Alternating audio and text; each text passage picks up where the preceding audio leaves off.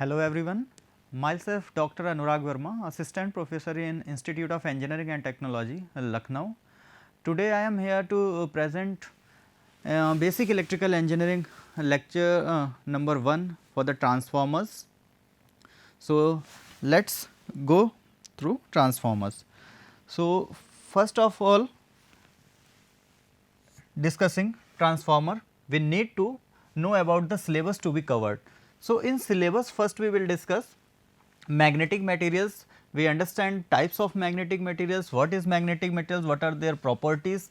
Next उसके बाद क्या है, फिर हम लोग BH कैरेक्टरिस्टिक्स देखेंगे कि BH कैरेक्टरिस्टिक का क्या मतलब है, यहाँ पे कैसे प्लॉट करते हैं, कर्व क्या है, लूप क्या है. नेक्स्ट उसके बाद आता है ideal and practical transformers, equivalent circuit देखेंगे ट्रांसफॉर्मर का. लॉसेस इन ट्रांसफॉर्मर देखेंगे कि किस टाइप के लॉसेस अकर होते हैं, आइडियल में कोई लॉस है कि नहीं है, प्रैक्टिकल में क्या लॉसेस हैं, इक्विवेलेंट सर्किट्स. नेक्स्ट आता है रेगुलेशन एंड एफिशिएंसी. उसके बाद auto transformer and 3 phase transformer connections. तो ये सारे टॉपिक्स हमें क्या है कि इस ट्रांसफार्मर्स में कवर करने हैं. तो ट्रांसफार्मर पे जाने से पहले सबसे पहले हम लोगों को ये पता होना चाहिए कि ट्रांसफार्मर की जो मैन्युफैक्चरिंग होती है या ट्रांसफार्मर जिस मटेरियल से बनता है वो कौन कौन से मटेरियल्स हैं.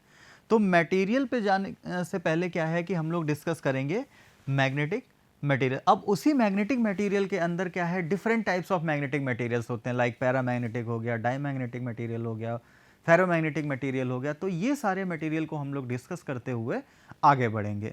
फिर मैग्नेटिक मटेरियल के बाद क्या है कि BH कैरेक्टरिस्टिक देखेंगे. BH कैरेक्टरिस्टिक के बाद फिर हम लोग क्या है ट्रांसफार्मर पे मूव करेंगे, उसके बेसिक प्रिंसिपल फंडामेंटल्स को समझेंगे. देन आफ्टर दैट कितने टाइप्स के ट्रांसफार्मर होते हैं, क्लासिफिकेशन देखेंगे कि कंस्ट्रक्शन के बेसिस पे ट्रांसफार्मर के क्या टाइप्स हैं. ठीक है. फिर डिज़ाइन के बेसिस पे देखेंगे कि डिज़ाइन के बेसिस पे कितने टाइप्स के ट्रांसफार्मर हैं. तो ये सारा कुछ क्या है डिस्कशन हम लोग करेंगे टाइप्स ऑफ ट्रांसफार्मर में, जो कि आइडियल एंड प्रैक्टिकल ट्रांसफार्मर के पहले आएगा. फिर उसके बाद जो ट्रांसफार्मर है उसका इक्विवेलेंट सर्किट कैसा होगा, इक्विवेलेंट सर्किट के बारे में डिस्कस करेंगे. नेक्स्ट अब क्या है कि लॉसेस इन ट्रांसफार्मर, अगर आइडियल है तो आइडियल में तो कोई लॉसेस देखने को नहीं मिलेंगे, बट इन प्रैक्टिकल ट्रांसफार्मर जो भी लॉसेस अकर होते हैं, चाहे वो आपका हिस्टेरिसिस हो, एडी करंट हो, आयरन, कॉपर, जो भी हैं, वो सारे लॉसेस हम लोग डिस्कस करेंगे लॉसेस इन ट्रांसफार्मर्स में. फिर बात करेंगे कि लॉसेस के बाद रेगुलेशन एंड एफिशिएंसी के बारे में. नेक्स्ट फिर auto transformer and 3 phase transformer connections. तो सबसे पहले क्या है कि मैग्नेटिक मटेरियल को डिस्कस करेंगे. तो मैग्नेटिक मटेरियल में डिस्कशन से पहले क्या है कि उसका इंट्रोडक्शन, कौन कौन से टर्म्स कनेक्टेड होते हैं मैग्नेटिक मटेरियल के साथ, वो सारे डिस्कस करेंगे. क्लासिफिकेशन मैग्नेटिक मटेरियल का उनकी प्रॉपर्टीज के साथ. नेक्स्ट फिर आएगा एक टर्म आएगी hysteresis, that is related to the magnetic materials, और क्या क्या एप्लीकेशंस हैं मैग्नेटिक मटेरियल्स के, देन वी विल डिस्कस. अब चलते हैं इंट्रोडक्शन की तरफ. तो सबसे पहले हमारे दिमाग में आता है कि क्या मैग्नेटिक मटेरियल क्या होगा. तो मैग्नेटिक मटेरियल की अगर बात करें तो मैग्नेट क्या है, एक तरीके का ऐसा मटेरियल या ऐसा ऑब्जेक्ट है जो क्या प्रोड्यूस करता है, मैग्नेटिक फील्ड प्रोड्यूस करता है. तो ऐसे सारे मटेरियल्स जो मैग्नेटिक फील्ड को प्रोड्यूस करें, ठीक है, उनको क्या बोलेंगे, मैग्नेटिक मटेरियल. ठीक. तो materials are those materials in which state of magnetisation can be induced. कहने का मतलब ये है कि अगर कोई मटेरियल ऐसा है जिसमें हम स्टेट ऑफ मैग्नेटाइजेशन को इंड्यूस कर सकते हैं, तो उस मटेरियल को हम क्या बोलेंगे, मैग्नेटिक मटेरियल बोलेंगे. ठीक है. तो such materials when magnetised create a magnetic field in the surrounding space. Next है all materials can be classified in terms of their magnetic behaviour following into one of 5 categories depending on their bulk magnetic. अभी ये वाली term जो है magnetic susceptibility, ये भी हम लोग डिस्कस कर लेंगे. नेक्स्ट क्या है कि इसके कुछ एग्जांपल्स यहाँ पे आपके सामने दिए हुए हैं, लाइक आयरन हो गया, निकल हो गया, कोबाल्ट हो गया, स्टेनलेस स्टील हो गया. तो ये सारे जो एग्जांपल्स आपके सामने गिवन है, ये सारे एग्जांपल्स क्या हैं, मैग्नेटिक मटेरियल के एग्जांपल्स हैं. ठीक. नेक्स्ट ये क्या है कि कुछ ऐसी टर्म्स हैं जो मैग्नेटिक मटेरियल्स के साथ कनेक्ट होती हैं, ऐसे भी बोल सकते हैं कि उनकी प्रॉपर्टीज़ हैं. तो first one is magnetic force, फिर है आपका मैग्नेटिक फ्लक्स डेंसिटी, फिर है आपका magnetic field strength, permeability, relative permeability, absolute permeability, और retentivity, remanence, hysteresis, loop and losses. ये सारी प्रॉपर्टीज हम लोग क्या है जो भी मैग्नेटिक मटेरियल की है अभी आगे पढ़ेंगे. तो अब बात करते हैं मैग्नेटिक फोर्स की। तो मैग्नेटिक फोर्स की अगर बात करें तो मैग्नेटिक फोर्स की डेफिनेशन क्या बोलती है कि the magnetic force between the two moving charges may be described as the effect exerted upon either charge by a magnetic field created by the other.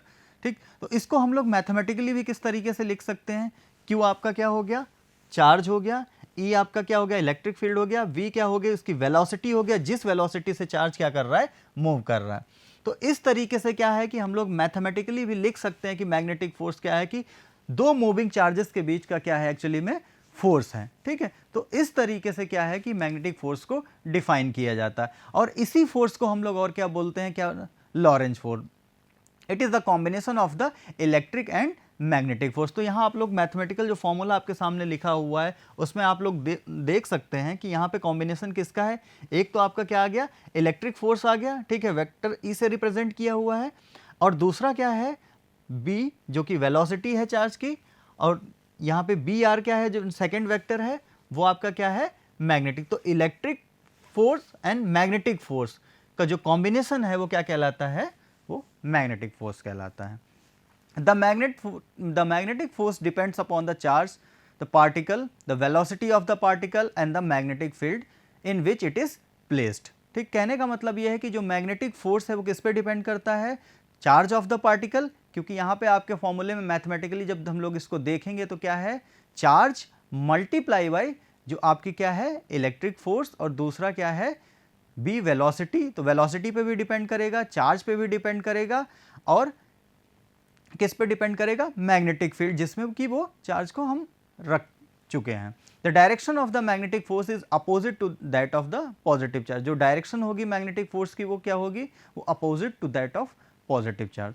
तो मैग्नीट्यूड की अगर बात करें तो the magnitude of the force is calculated by the cross product of velocity and the magnetic, जो कि आपको यहाँ पे दिखाया हुआ था कि Q multiply by E R plus B cross multiply by B R. इस तरीके से तो आपकी ये मैग्नेटिक फोर्स की होगी। नेक्स्ट है charge B multiply by B, तो बी वेलोसिटी हो गई, और नेक्स्ट जो बी लिखा हुआ है वो क्या है आपका मैग्नेटिक फोर्स लिखा हुआ है। तो इस तरीके से हम लोगों ने मैग्नेटिक फोर्स को डिफाइन किया हुआ है। अब अगर बात करें कि आपका स्टैटिक चार्जेस हैं, ठीक है, मतलब चार्ज मूविंग नहीं है, तो जैसा अभी बताया था कि चार्ज जो मैग्नेटिक फोर्स है वो किस पे डिपेंड करेगा, वो डिपेंड करेगा आपका जो जिस वेलोसिटी से चार्ज क्या है मूव कर रहे हैं। अब दो चार्ज जो हैं वो क्या है, स्टैटिक हैं। जब स्टैटिक होंगे तो वेलोसिटी क्या हो जाएगी, वेलोसिटी जीरो हो जाएगी, तो जो मैग्नीट्यूड होगा फोर्स का वो क्या मिलेगा आपको, जीरो मिलेगा। तो इस केस में क्या है कि जो स्टैटिक चार्जेस होंगे तब टोटल मैग्नेटिक फोर्स वो होगा, जीरो होगा। अब इसी को थोड़ा सा डिटेल में समझते हुए हम लोग देखेंगे कि किस तरीके से यहाँ पे मूविंग इलेक्ट्रॉन्स थे। ठीक है, the moving electrons in the wire is immersed in an external magnetic field and feels a magnetic force given by the right hand rule as shown.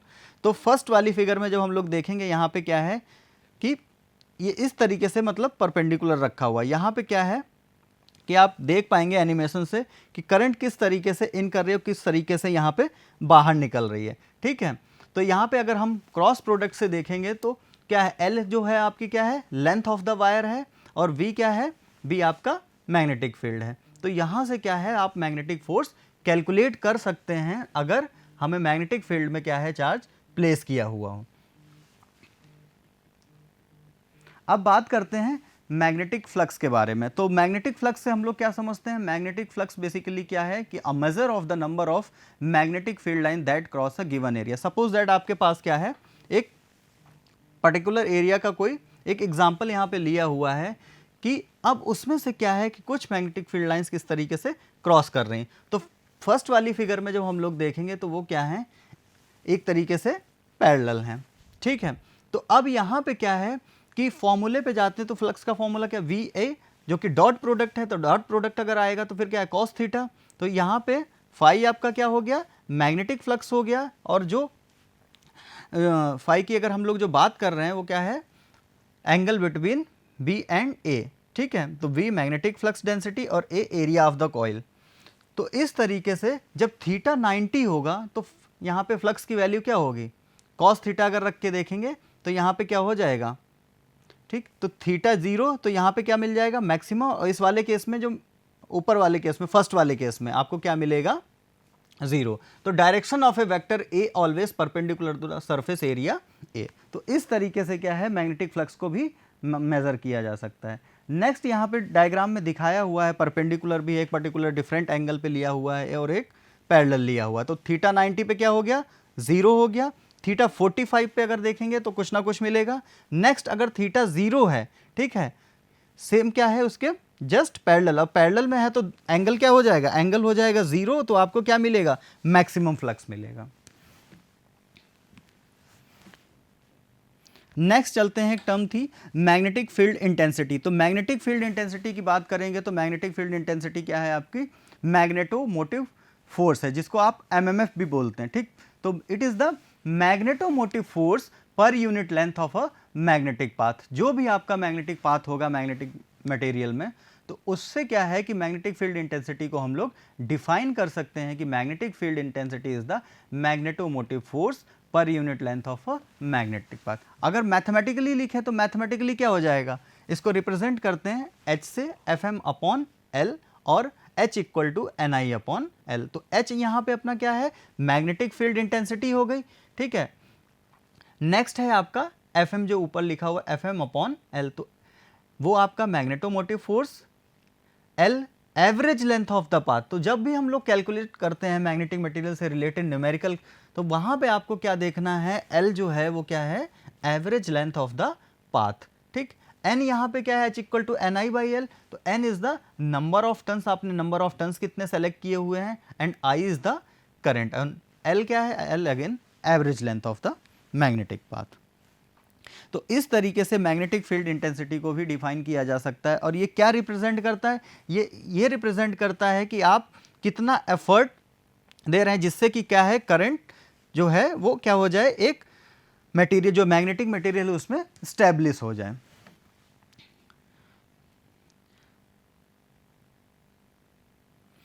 तो अब आता है नेक्स्ट टर्म। अभी हम लोगों ने क्या पढ़ा, हम लोगों ने मैग्नेटिक फील्ड इंटेंसिटी देखा, ठीक। अब नेक्स्ट टर्म जो आएगी वो कौन सी टर्म आएगी, मैग्नेटिक फ्लक्स डेंसिटी आएगी।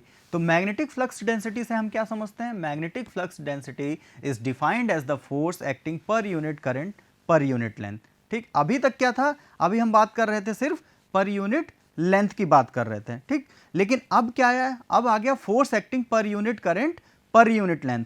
तो यहाँ फॉर्मूले में चेंजेस क्या हुए, जो मैग्नेटिक अभी फ्लक्स इंटेंसिटी देखी थी ये क्या है डेंसिटी, तो B equal to F upon I into L. F क्या हो गया आपका total force acting on the wire, कि जो भी आपने कॉइल या वायर सेलेक्ट किया हुआ है उस पर टोटल फोर्स कितना एक्सर्ट हो रहा है। नेक्स्ट आई तो आपका सेम वही रहेगा करंट, और एल क्या रहेगा वही आपकी लेंथ ऑफ द वायर। तो इस तरीके से क्या है मैग्नेटिक फ्लक्स डेंसिटी को एफ अपॉन IL लिखते हैं।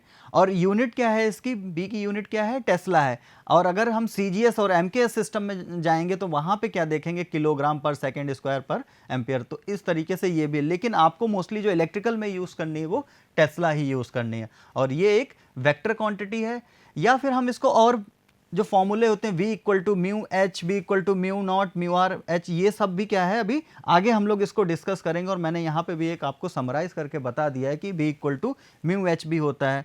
तो म्यू नॉट या म्यू आर ये सारे टर्म्स जो हैं, रिलेटिव परमिलिटी हो गया, परमिलिटी ऑफ फ्री स्पेस हो गया, ये सारा क्या है अभी आगे चल के हम लोग डिस्कस करेंगे। और H क्या है मैग्नेटिक फील्ड इंटेंसिटी, जो अभी हमने प्रीवियस स्लाइड में आपको बताई हुई थी। अब किस तरीके से, मतलब क्या है कि जो मैग्नेटिक फील्ड लाइंस है उसको किस तरीके से ड्रॉ किया जाता है। तो मैग्नेटिक फील्ड लाइंस को अगर ड्रॉ करें तो यहाँ पे आपके सामने क्या है, दो पोल हैं, north pole and south pole, ठीक। अब इनको क्या है कि नॉर्थ से आप क्या है, नॉर्थ से साउथ की तरफ देखेंगे कि मैग्नेटिक फील्ड लाइंस किस तरीके से जा रहे हैं। तो यहाँ पे क्लोज टू द पोल आप देखेंगे कि जो स्ट्रेंथ है वो क्या है, ज़्यादा है as compare to the far.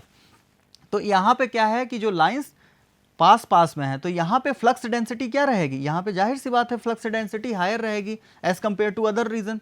तो अब जहाँ पे ये मैग्नेटिक फील्ड लाइंस क्या है far away from the each other, तो यहाँ पे क्या है कि जो फ्लक्स डेंसिटी है वो लोअर रहेगी as compare to the pole. तो magnetic fields are described by drawing flux line that represent the magnetic field. तो ये बात हो गई मैग्नेटिक फील्ड लाइंस की, किस तरीके से हम लोग इसको ड्रॉ करते हैं। अब आते हैं जो मैं आपको बता रहा था परमिबिलिटी के बारे में कि परमिबिलिटी एक्चुअली में है क्या। परमिबिलिटी एक टर्म होती है, फिर permeability of A vacuum, relative permeability, ये दो टर्म जो हैं परमिबिलिटी एंड रिलेटिव परमिबिलिटी, ये क्या है हम लोग इस स्लाइड में देखेंगे। तो परमिबिलिटी की बात करें तो मतलब इससे हमें यही पता चलता है कि किसी भी मटेरियल, किसी मतलब मैग्नेटिक मटेरियल में क्या है, हम कितना इजीली मैग्नेटिक फील्ड को क्या कर सकते हैं, एस्टेब्लिश कर सकते हैं या इंड्यूस कर सकते हैं। तो ये कौन डिफाइन करता है, ये डिफाइन होता है एक प्रॉपर्टी जो कि परमिबिलिटी कहलाती है, रिप्रेजेंटेड बाय म्यू। ठीक है, इसको मेजर कैसे करते हैं, it is measured in the units of the weber per ampere turn metre. ठीक, WB करके एम्पियर टर्न मीटर लिखते हैं। ठीक, अब परमिबिलिटी ऑफ वैक्यूम की अगर बात की जाए तो उसकी कितनी होती है, म्यू नॉट जिसको बोलते हैं हम लोग 4 पाई इंटू 10⁻⁻7 वेबर पर एम्पियर टर्न मीटर, जो कि एक रेफरेंस लेके हमेशा चला जाता है कि एज ए रेफरेंस बाकी परमिबिलिटी को कैलकुलेट करने के लिए। अब रिलेटिव परमिबिलिटी की बात करें तो इसके नाम से ही देखिए पता चल रहा है कि किसी के रेस्पेक्ट में आप क्या मेजर करने जा रहे हैं, परमिबिलिटी को मेजर करने जा रहे हैं ऑफ एनी गिवन मटेरियल। तो रिलेटिव परमिबिलिटी मोस्टली क्या है, हम लोग मेजर करते हैं म्यू नॉट जो कि 4 पाई इंटू 10⁻⁷, इसी को रेफरेंस लेके हम लोग क्या कैलकुलेट करते हैं, बाकी मैग्नेटिक मटेरियल की परमिबिलिटी को कैलकुलेट करते हैं। इसलिए इसको क्या रिप्रेजेंट किया गया है, म्यू आर रिलेटिव परमिबिलिटी, जिसका फॉर्मूला क्या है, म्यू अपॉन म्यू नॉट। ठीक, तो म्यू नॉट क्या हो गया आपका 4 पाई इंटू 10⁻⁷, और सपोज दैट अगर आपके पास कोई आयरन कोर है, कोबाल्ट है, निकल है, उसकी आपको क्या है मैग्नेटिक परमिबिलिटी पता है, तो वो आप क्या है यहाँ पे फॉर्मूले में प्लेस करेंगे, उससे आप क्या है कि पर्टिकुलर एक मटेरियल की रिलेटिव परमिबिलिटी कैलकुलेट कर सकते हैं।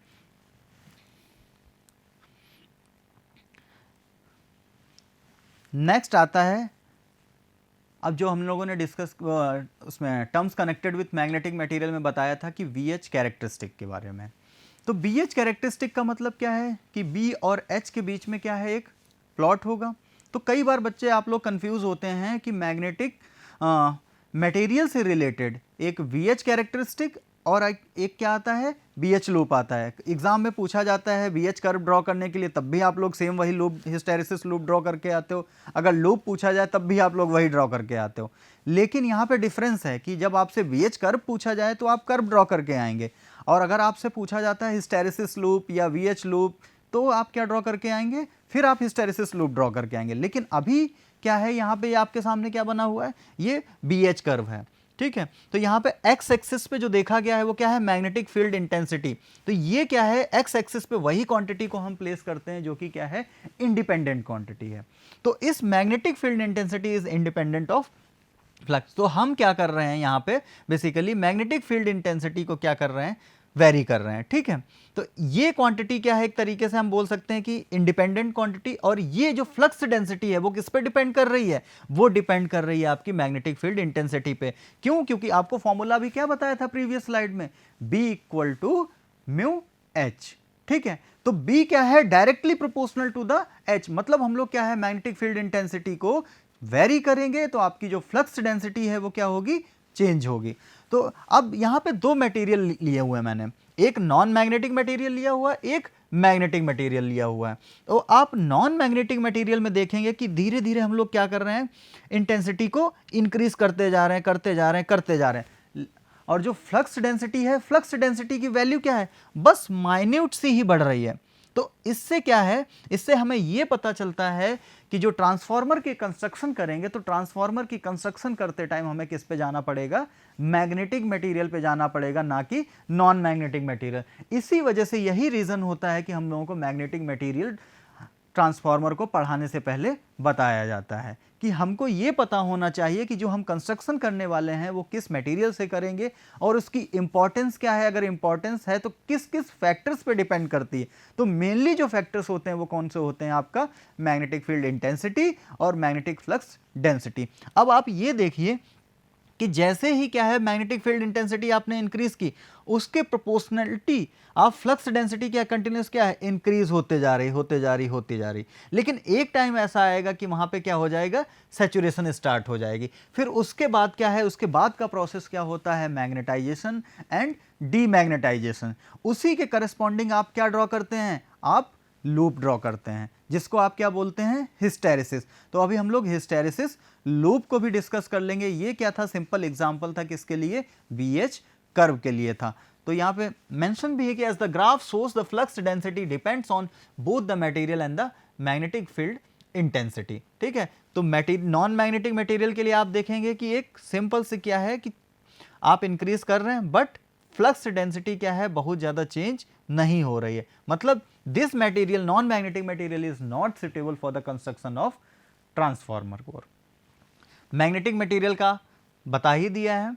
अब चलते हैं नेक्स्ट कि हिस्टेरिसिस क्या है। हिस्टेरिसिस की बात करें तो हिस्टेरिसिस एक वर्ड है जिसकी मीनिंग होती है, जो जनरल मीनिंग होती है वो क्या होती है, लैग। ठीक है, और hysteresis occurs in a system that involves a magnetic field. Hysteresis is the common property of a ferromagnetic substances. ठीक, तो यहाँ पे हिस्टेरिसिस की जो टर्म है उससे ये पता चल रहा है कि कौन सी क्वांटिटी किससे कितना लैग हो रही है। तो अभी हम लोगों ने जो प्रीवियस स्लाइड में एक कैरेक्टरिस्टिक ड्रॉ की थी, VH कैरेक्टरिस्टिक ड्रॉ की थी, तो वहां पे आपने देखा था कि किस तरीके से, मतलब जो लैग ऑफ मैग्नेटाइजेशन इंटेंसिटी थी वो कैसे लैग कर रही थी मैग्नेटिक फील्ड डेंसिटी से। तो यहां पे क्या है कि मैग्नेटिक फील्ड डेंसिटी जो थी वो क्या कर रही थी, लैग कर रही थी। यहां पे करेक्ट कर सकते हैं, मैग्नेटिक फील्ड डेंसिटी जो B है वो क्या है, मैग्नेटिक फील्ड डेंसिटी, और H जो है वो मैग्नेटिक फील्ड इंटेंसिटी है। तो ये थोड़ा सा हमें ध्यान रखना है कि कौन सी क्वांटिटी किससे लैग कर रही थी जब हम लोगों ने BH कर्व को ड्रॉ किया था। ठीक है, तो वहां पे ये भी देखा था हम लोगों ने कि जो आपके मैग्नेटिक मटेरियल था या नॉन मैग्नेटिक मटेरियल था उसका कर्व आपने किस तरीके से ऑब्टेन किया था। नॉन मैग्नेटिक मटेरियल के लिए क्या था कि आप magnetic field intensity continuous increase करते जा रहे हैं बट मैग्नेटिक फ्लक्स डेंसिटी पे कोई बहुत ज़्यादा फर्क नहीं पड़ रहा है। लेकिन वहीं क्या था कि मैग्नेटिक मटेरियल के लिए जो जितने भी मैग्नेटिक हैं, चाहे वो पैरा हो, डाई हो, फेरो, हालांकि उसमें भी कंपैरिजन होता है कि पैरा की, डाई की, फेरो के कंपैरिजन में क्या उनकी डेंसिटी या क्या उनकी इंटेंसिटी या क्या उनकी परमेबिलिटी रहेगी। तो जो बेस्ट सुटेबल मटेरियल होगा वो भी अभी हम लोग फाइंड आउट करने की कोशिश करेंगे कि कौन सा बेस्ट सुटेबल मटेरियल है इसकी ट्रांसफार्मर की कंस्ट्रक्शन के लिए। तो जितने भी फेरोमैग्नेटिक मटेरियल्स हैं वो क्या है, सब जितने भी फेरोमैग्नेटिक मटेरियल हैं सारे ही सारे क्या करते हैं, इस फेनोमेना को शो करते हैं, हिस्टेरिसिस जो है। अब इसी हिस्टेरिसिस में क्या है कि जो लैगिंग वाला पार्ट है वो लोग हम लोग क्या है, हिस्टेरिसिस लूप से समझने की कोशिश करेंगे कि किस तरीके से हिस्टेरिसिस लूप को प्लॉट किया गया होगा। ठीक है, तो इसमें आपका आ जाता है फिर magnetisation process and demagnetisation process. जब मैग्नेटाइज कर रहे होंगे तो कंटिन्यूस क्या है आपका लूप, क्या है, कर्व जो है वो क्या है, इंक्रीज कर रहा होगा, इंक्रीज कर रहा होगा। लेकिन एक टाइम ऐसा आ जाता है कि फिर वहां पे क्या हो जाती है, सैचुरेशन। जब सैचुरेशन आती है तो उसके बाद वाला जो प्रोसेस है फिर क्या, वो क्या कहलाता है, डीमैग्नेटाइजेशन प्रोसेस कहलाता है। तो वापस से क्या है, फिर हम कर्व को क्या करते हैं, फिर से ट्रेस आउट करते हैं। तो बेस्ट जो माना गया, बेस्ट मटेरियल यही माना गया है कि अगर, अभी मैं आप लोगों को दिखा देता हूं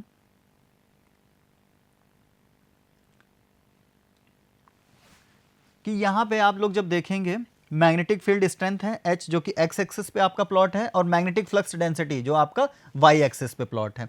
तो जो आपको बताया था कि नॉन मैग्नेटिक मटेरियल के लिए तो आपको सिंपल क्या है, BH कर्व जो मिलेगा वो लीनियर मटेरियल बोल सकते हैं, नॉन मैग्नेटिक मटेरियल के लिए एक स्ट्रेट लाइन मिल रही है। लेकिन वही जो आपके मैग्नेटिक मटेरियल्स थे उसमें जितने भी सॉफ्ट मटेरियल होते हैं, सॉफ्ट मैग्नेटिक मटेरियल होते हैं, हार्ड मैग्नेटिक मटेरियल होते हैं, या सॉफ्ट आयरन कोर इसका एग्जाम्पल भी है, तो उसमें क्या है, इस वाले पॉइंट पे यहाँ पे जो सर्कल मार्क कर रखा है यहाँ पे क्या है, ये सैचुरेशन वाला इस तरीके से पॉइंट। फिर उसके आगे क्या है, कंटिन्यूस आप कितनी भी मैग्नेटिक फील्ड स्ट्रेंथ को इंक्रीज करते जाओ या इंटेंसिटी को इंक्रीज करते जाओ, उस पर कोई फर्क नहीं पड़ेगा। अब वापस से क्या है कि जब हम लोगों ने इसको ट्रेस कर लिया, ट्रेस करने के बाद क्या है कि सैचुरेशन आई, सैचुरेशन के बाद क्या है, डीमैग्नेटाइजेशन प्रोसेस हुआ।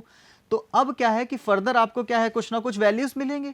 जब कुछ ना कुछ फर्दर वैल्यूज मिलेंगी, जब उसको हम ट्रेस आउट करेंगे तो आपको क्या मिल जाएगा, एक कंप्लीट लूप मिल जाएगा, जिसको हम लोग क्या बोलते हैं, BH लूप बोलते हैं। अब इसमें भी टर्म आती हैं लाइक रिटेंटिविटी आ गया, कोर्सिविटी आ गया, ठीक है, और मैग्नेटाइजिंग फोर्स, ये सब हम लोग ऑलरेडी डिस्कस कर चुके हैं। अब रही बात रिटेंटिविटी, कोर्सिविटी, ये सब कुछ हम लोग डिस्कस करेंगे। अब ये जो डिफरेंस आपको दिख रहा है दो कर्व के बीच में, ABCDEF जो पूरा कर्व है, इस के बीच में जो आपको एरिया दिख रहा है, जितनी एरिया ये कम होगी, जितनी ही एरिया मिनिमम होगी, हमारा क्या होगा, magnetic material perfect magnetic material होगा। तो हमारी कोशिश हमेशा से यही रहती है कि हम क्या करें कि इस एरिया को क्या कर दें, मिनिमाइज कर दें। तो इस एरिया को मिनिमाइज करने के लिए हम लोग क्या है, ट्रांसफार्मर की जब कंस्ट्रक्शन करते हैं या उसको जब मैन्युफैक्चरिंग करते हैं, तब हम किस पे जाते हैं, फेरोमैग्नेटिक मटेरियल पे जाते हैं। For example steel iron core. तो उसमें क्या है कि जो ये आपको एरिया देखने को मिल रहा है, ये एरिया क्या मिलता है, कम मिलता है एज कंपेयर टू बाकी जो other magnetic materials, like paramagnetic material हो गया, आपका डायमैग्नेटिक मटेरियल हो गया।